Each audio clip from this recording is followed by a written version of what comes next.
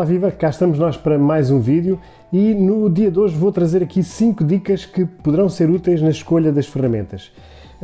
Percebemos claramente, e quem vive nas escolas percebe que as pessoas normalmente têm pouco tempo e vão utilizando mais ou menos aquilo que são as ferramentas que um ou outro colega vai dando indicações ou por alguma sugestão que vai sendo dada. De qualquer forma, nós quando fazemos a escolha destas ferramentas e para evitar alguma dispersão, porque a oferta é muito vasta, é importante ter alguns cuidados, algumas atenções em relação a alguns aspectos que são muito importantes no momento da escolha de uma ferramenta. É importante sempre, naturalmente, que nesta seleção se tenha em conta aquilo que é o público-alvo a que se destina a utilização desta ferramenta, e isto é sempre habitual em qualquer tipo de seleção que nós fazemos nas escolas, e para além disso, e muito importante, terem atenção sempre às questões ligadas à segurança, à proteção dos dados, à proteção daquilo que são as informações associadas aos alunos, à utilização ou não de e-mail, se o e-mail é institucional. Portanto, todas estas questões de segurança que devem ser salvaguardadas em cada agrupamento, é importante tê-las em conta no momento da escolha das ferramentas. E para além disso, em alguns dos aspectos que estão relacionados com esta seleção e com algum dos tipos e das funcionalidades que vamos utilizar em termos de aplicações, terem atenção àquilo que são as seleções e os critérios do agrupamento, porque é importante seguir uma lógica concertada de maneira a evitar uma utilização indevida de muitas ferramentas para os alunos, e isto é importante quando se faz uma seleção dentro daquilo que são as estruturas das escolas ou dos agrupamentos. Portanto, é sempre importante ter em conta quais são as aplicações preferenciais na utilização naquele determinado agrupamento. Mas em determinados momentos, e nós podemos fazer algumas experiências, precisamos de selecionar uma ferramenta, e temos alguns momentos no ano em que isso é possível fazer, sendo que não deve ser uma escolha feita de forma aleatória. Deve haver aqui algum tipo de critério, algum tipo de cuidado que nós temos que ter. Então, a primeira das dicas que eu aqui trago para facilitar o trabalho na escolha das ferramentas é definir qual é a categoria de aplicação que vais querer. E isto quer dizer que facilita o trabalho no momento da pesquisa quando nós temos a categoria muito bem definida, aquilo que nós queremos efetivamente em termos do que é o produto final, que tipo de produto é que nós queremos, o tipo de finalidade ou objetivo da utilização daquela aplicação, e isto vai nos orientar naquilo que é a pesquisa. Portanto, em primeiro lugar, é importante definir qual a categoria das ferramentas que nós estamos à procura. Em segundo lugar, e depois de ter este trabalho de pesquisa iniciado e de termos a nossa categoria, vamos então fazer o nosso trabalho de investigação, de procura, de pesquisa de aplicações. E neste trabalho nós devemos criar uma lista com 5 ou 6 opções que são semelhantes. Isto quer dizer que nós vamos à procura de aplicações para um determinado objetivo, então vamos fazer uma seleção de 5 ou 6 daquelas que são mais indicadas, mais sugeridas, e para isso é importante ter mais do que uma opção para poder ter uma lista diversificada e analisar de entre aquelas opções quais serão ou qual será aquela que nós devemos utilizar.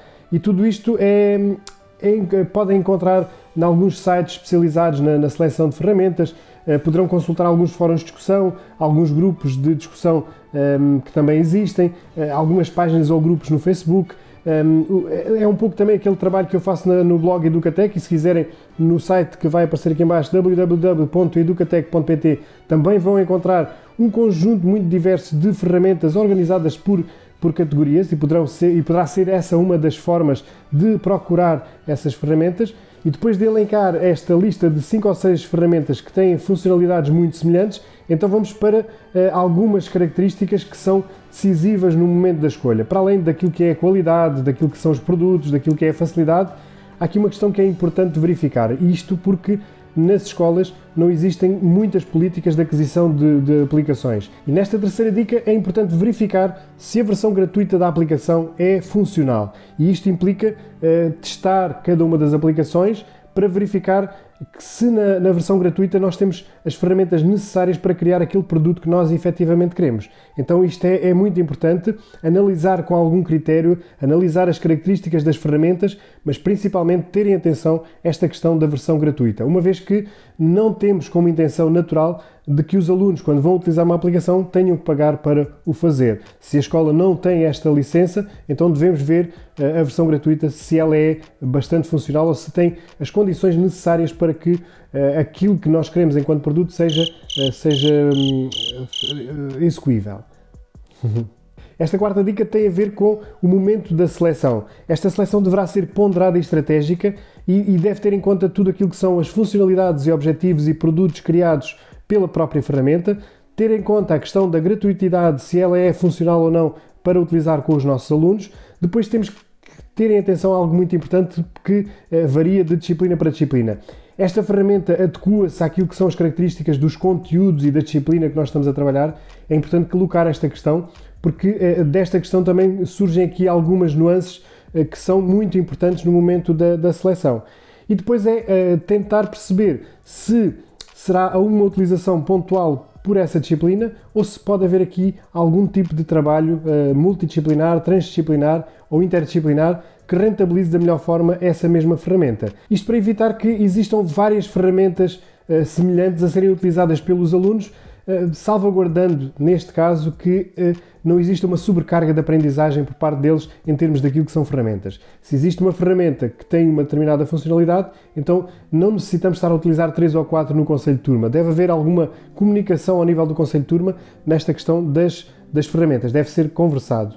Por último, há aqui uma dica que eu considero talvez a mais importante, porque depois de selecionar, depois de fazer uma investigação, de analisar a ferramenta, de ver mais ou menos como é que ela funciona de forma superficial, para que nós possamos utilizar esta ferramenta com os alunos da melhor forma, deve haver uma especialização na utilização. Isto quer dizer que é importante para os professores aprenderem a trabalhar com a ferramenta e isto exige algum tipo de preparação.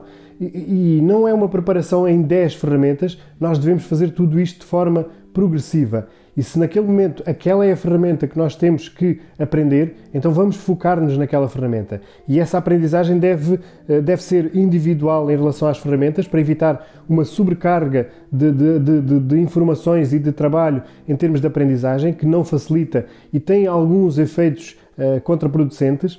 E depois é importante aprender para poder aplicar.